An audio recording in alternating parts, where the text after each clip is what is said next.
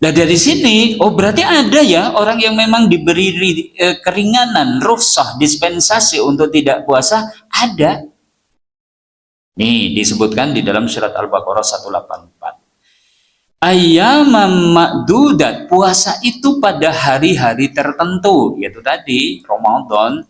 Kemudian disebutkan, faman kana minkum maridun au ala safarin fa'iddatum min ayyamin ukhra. Faman, maka barang siapa di antara kalian maridun, sakit, au ala safarin, atau dalam perjalanan jauh, boleh tidak puasa, tapi kewajibannya fa'iddatum min ayyamin ukhra, mengganti puasa di hari yang lain. Wa 'alal ladzina yutiqunahu, adapun orang-orang yang sudah tidak sanggup lagi untuk dibawa puasa juga boleh tidak puasa dengan kewajiban fidyatun ta'amum miskin, membayar fidyah, memberi makan kepada orang miskin. Nah, sampai di sini kita garis bawahi. Ada dua kelompok manusia yang diberi rukhsah boleh tidak puasa. Dua golongan. Kelompok pertama boleh tidak puasa dengan kewajiban mengqadha, kelompok kedua boleh tidak puasa dengan kewajiban membayar fidyah. Siapa kelompok yang boleh tidak puasa dengan kewajiban mengqadha? Ini maridun, orang yang sakit. Loh, yang namanya sakit itu yang sakit yang kayak apa yang sehingga membolehkan orang itu boleh tidak puasa? Kalau menurut Imam Abu Hanifah, wis pokoknya sakit apapun ya oleh ora puasa, Pak. Wudunan oleh ora puasa, belekan oleh ora puasa. Enak ya kalau pakai pendapatnya Imam Abu Hanifah enak. Tapi kalau menurut jumhur ya ada hitungannya. Orang yang sakit yang kalau dibawa puasa bertambah parah sakitnya boleh tidak puasa. Orang yang sakit yang kalau dibawa puasa nanti penyembuhannya jadi lebih lama boleh tidak puasa. Orang yang sakit yang menurut advice dokter itu butuh makan obat teratur pagi, siang, sore, nggak boleh berhenti, boleh tidak puasa. Itu kamu sendiri catat. Nah, kemudian kelompok orang kedua adalah musafir. Ini juga boleh tidak puasa. Kewajibannya apa? Mengqadha. Dan musafir itu yang kayak apa? Yang masuk kategori musafir yang boleh tidak puasa. Safar yang membolehkan qashar sholat berarti juga safar yang membolehkan kita tidak puasa. Nanti hampir ada 12 pendapat, tapi dua kubu besarnya begini. Kalau kalangan Syafi'iyah menggunakan jarak. Perjalanan lebih dari 90 km, maka itu safar yang membolehkan qashar, membolehkan buka. Lebih dari 90 km. Berarti kalau ke Jogja ya sampai Salaman Borobudur aja sudah 98. Kalau ke Semarang ya sampai ke Secang atau Ambarwo sudah masuk 90 kiloan. Kalau ke barat ya sampai Cilacap sudah 100 kilo. Kalau mungkin ke arah Bandung ya sampai Lumbir. Kalau arah ke Jakarta ya sampai Brebes itu ya juga sudah 90 kilo. Boleh tidak puasa. Banggar kayu gue nyontok sebendina lu ngamaring Jogja bae sih. Yang ngono barang gelap mongko enggak dinyarutang 30 dina gitu kan, dan seterusnya. Ini kan keringanan, namanya saja keringanan dosa. Tapi kelompok ulama lain ada yang berpendapat bukan jarak, karena enggak ada tuh riwayat yang sah menunjukkan 90 kilo itu enggak ada. Bahkan ada riwayat Nabi itu pernah mengqashar sholat padahal belum melakukan perjalanan satu farsah. Satu farsah itu cuma 4,5 kilometer. Maka ada ulama yang berpendapat safar itu perjalanan yang tidak lazim, yang mana orang untuk melakukannya itu butuh persiapan khusus. Maka bukan jarak, tapi tidak lazim dan butuh persiapan khusus. Makanya orang yang mungkin kerjanya di Purwokerto, rumahnya kok di Gemuruh, tapi pagi berangkat, sore pulang, pagi berangkat, sore pulang, terus seperti itu. Perjalanan ke Purwokerto bukan masuk kategori safar, karena ini lazim, tiap hari dilakukan. Tapi sekalipun orang Gemuruh, ada yang mungkin ke Purwokerto itu orang mesti 3 tahun sepisan. Sehingga dikabari, bulan minggu ngesuk Purwokerto, jan wengi iki jan ora tayang turu. Purwokerto. Begitu malam keesokan harinya itu mau ke Purwokerto, dadak gawe kupat, dadak goreng jahir, gitu kan.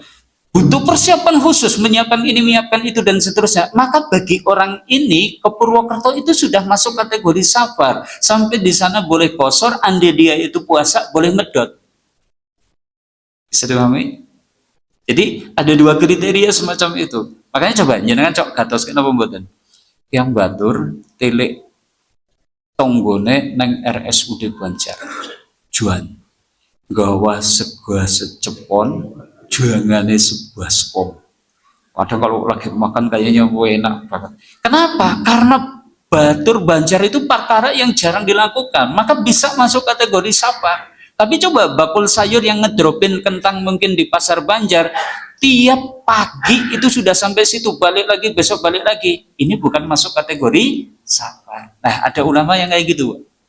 Nah, karena kita di Indonesia bermadhab Syafi'i, ya silahkan, jangan wah ya pokoknya 90 kilo ya sudah seperti itu, nggak masalah, boleh-boleh aja.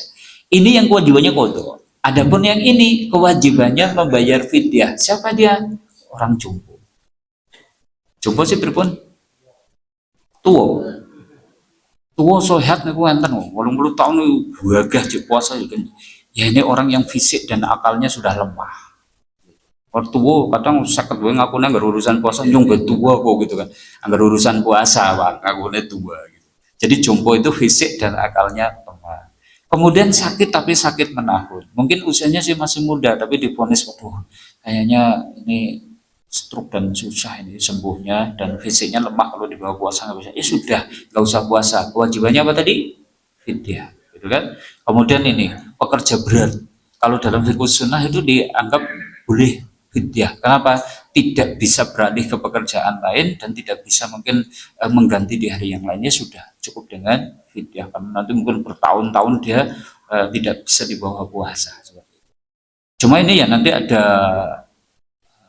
ketentuannya ya oleh para ulama. Jadi bukan ngakune berat, jangan ngaku dewe, wah kulo kerja berat Ustaz. Nah ngopo tuh? Jadi guru nih, tapi tesuk mulang nanti tekan jam loro gitu. Ya bukan itu. Kulo nggih pekerja berat iki, mandur iki. Ngawasi wong lagi ngecor gitu. Terus ngakune pekerja berat. Ya enggak, ini nanti ada kriteria. Kalau saya sabik kriterianya ya kayak pekerja tambang yang harus menggali sampai kedalaman mungkin puluhan meter, kemudian juga melubangi tanah sampai puluhan meter sehingga kemudian diambil tembaga atau mungkin batu bara dan seterusnya, itu pekerja berat. Nah, kemudian yang keempat ini wanita hamil dan menyusui, menurut Umar bin Khattab, menurut Abdullah bin Abbas cukup fidyah. Sekalipun nanti ulama Syafi'iyah beda pendapat. Tapi kalau pendapat Ibnu Abbas dan ini mungkin kalau yang punya tarjih, ya ini juga cukup dengan fidyah. Ini kaum muslimin Rasulullah. Nah, fidyah itu besarannya berapa? Gitu kan. Nah, fidyah itu to'amu miskin, memberi makan orang miskin. Satu hari tidak puasa, ya berarti memberi satu orang miskin satu kali makan. Makan apa? Makan besar standar. Artinya tidak terlalu mewah, juga tidak terlalu sederhana. Ya mungkin kalau sekarang ya nasi padang ya cukup lah. Sing 10.000-an gitu kan. Ya sing 10 ya apa-apa gitu. Lamongan ya sebenarnya cukup. Jadi sehari tidak puasa kemudian cari orang miskin kemudian dikasih makan satu kali sudah cukup. Kalau zaman Nabi kan satu mud gandum atau satu mud korma, satu mud itu seciduan, kayak satu rantang lah. Sehingga nanti kalau dikonversikan jadi beras nih di tempat kita ya sekitar 7/4 on sampai 1/4 kilogram beras. Kalau dibikin rata-rata ya 1 kilo. Dibayar setiap hari kita kasih 1 kilo kepada orang miskin boleh, dikumpulkan 1 bulan ketemu 30 kilo boleh, dikasihkan kepada 3 orang boleh, dikasihkan kepada 1 orang beras 30 kilo itu boleh. Bahkan ditunaikan di awal Ramadan juga boleh, ditunaikan di akhir Ramadan juga diperkenankan. Diganti dengan duit juga boleh. Coba beras 1 kilo berapa? 15. Tadi Lamongan berapa? 15, kan hampir sama. Makanya hampir sama, ketemunya hampir sama, gitu kan. Itulah fidyah. Gitu ya. Nah, dalam kasus ada seorang nenek-nenek jompo yang ternyata dia itu tidak punya kerabat, dia dalam keadaan miskin, tidak mampu puasa. Saya tanya, kewajibannya apa? Fidyah apa? Kodok. Jompo, lan duwe dulur, miskin meneh. Kewajibannya apa? Kodok nggak mampu. Fidyah orang duwe beras. Gimana? kewajibannya gugur, sudah gugur kewajibannya. Dia tidak berkewajiban qadha, tidak kewajiban fidyah. Bahkan orang-orang yang ada di lingkungan itu, tokoh masyarakatnya, wajib kemudian memberikan santunan kepada si nenek itu tadi. Jadi syariat seperti itu, tidak kemudian naik, jangan dosa gue, orang mau qadha orang fidyah gitu dan sebagainya. Enggak, kalau memang tidak mampu, ya sudah kewajibannya gugur. Nanti ada dalilnya pas nanti kita membahas tentang pembatal puasa, itu nanti ada nanti insya Allah. Nanti kita kaitkan. Sekarang kita lanjutkan dulu kaum muslimin dari Rasulullah. Jadi kalau boleh kita simpulkan, sekarang kita nanti termasuk pendapatnya Syafi'iyah kaitannya dengan fidyah. Orang yang boleh tidak puasa dibagi menjadi dua kelompok. Boleh tidak puasa kewajiban qadha, atau yang satunya boleh tidak puasa dengan kewajiban fidyah. Sekarang coba, anak kecil yang tidak puasa kewajibannya qadha atau fidyah? Halo, qadha atau fidyah? Tidak qadha, tidak fidyah. Kenapa? Ya karena belum wajib. Sakit ada harapan sembuh, kewajibannya apa? Qadha atau fidyah? Qadha, tidak fidyah. Orang yang sakit menahun, kewajibannya apa? Ya, tidak qadha, cukup fidyah. Orang yang tadi jompo, kewajibannya apa? Ya, tidak qadha, cukup fidyah. Kenapa tidak qadha? Kenapa tidak qadha? Ya, nek di bulan Ramadan jompo, Syawal ya jompo, Dzulhijjah tambah jompo manik, tahun ngarep dah lebih jompo lagi gitu kan. Ya sudah, makanya ya fidyah aja gitu kan. Adapun tadi musafir, kewajibannya apa? Qadha, nggak boleh fidyah. Kemudian ini wanita hamil dan menyusui, kalau tadi pendapat yang kita ambil itu Ibnu Abbas cukup fidyah. Tapi kalau menurut kalangan Syafi'iyah ini dibedakan menjadi 3 kategori.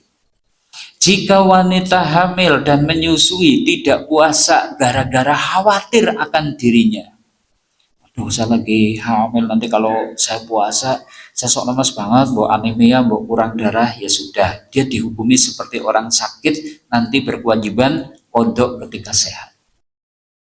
Kalau yang dikhawatirkan itu janin atau bayi yang disusuinya, gitu kan? Wanita ini sebenarnya kuat, jangan aku sih kuat nek digawa puasa, tapi ki lho sing nang weteng ki lho mbok mongko kurang gizi, kurang nutrisi, mbok dadi stunting gitu kan.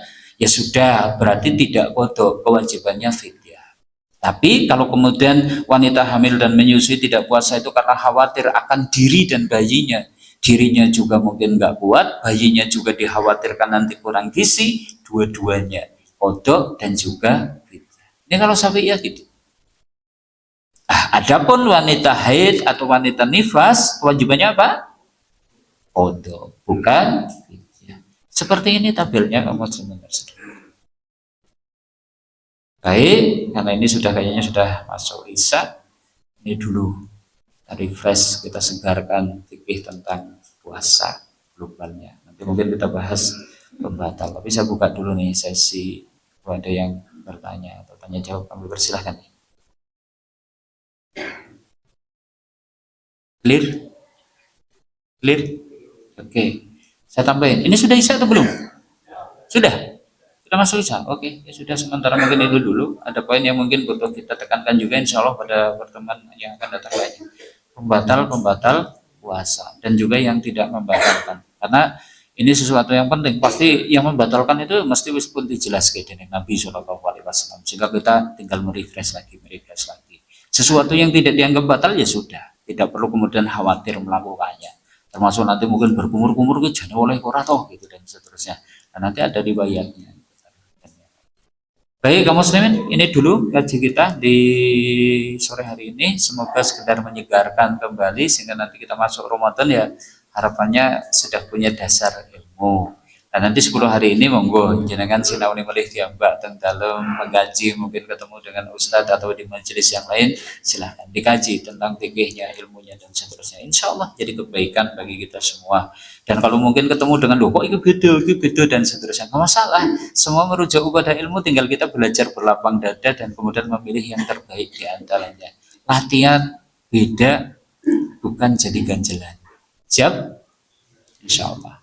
Baik, mekaten saking kawula benging papunten, wantur kawula mboten prantani penggalih, ada benarnya dari Allah, ada salahnya dari diri kami pribadi. Monggo kita pungkasi kanthi doa kafaratul majlis. Bismillahirrahmanirrahim. Subhanakallahumma wa bihamdika asyhadu an la ilaha illa anta astaghfiruka wa atubu ilaik. Wassallallahu ala nabiyina Muhammad walhamdulillahi rabbil alamin. Assalamualaikum warahmatullahi wabarakatuh.